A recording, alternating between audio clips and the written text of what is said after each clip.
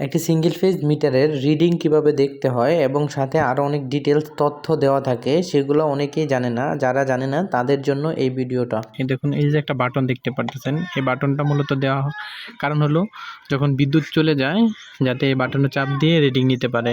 এমনকি যখন বিদ্যুৎ থাকে তখন এই বাটনে চাপ দিয়ে যাতে দ্রুত গতিতে রিডিং নিতে পারে। দেখুন এই যে এই জায়গায় এখন বর্তমানে যে রিডিংটা আছে এটা হলো রিডিং 9360। এটা হলো রিডিং কেডব্লিউএস হলো রিডিং, অর্থাৎ কত ইউনিট ব্যবহার হয়েছে মোট। আর এই ধানে এখন একটা আসছে কেডব্লিউএস, এটা হলো পূর্বের মাসে কত ব্যবহার করেছে। দেখেন 79 69, এটা হলো পূর্বের মাসে। দেখেন এই জায়গায় আরও অনেক ডিটেল আছে। দেখেন কেডব্লিউএস যেটা আসছে, কেডব্লিউ এটা হলো কিলোওয়াট, বর্তমান মাসে কত লুট নিচ্ছে। দেখেন 9.507।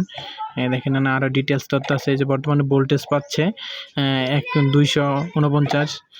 দেখেন আরেকটা যে চাপ দিয়ে যে বর্তমানে এম্পিয়ার নিচ্ছে 0.9291 করে এম্পিয়ার নিচ্ছে।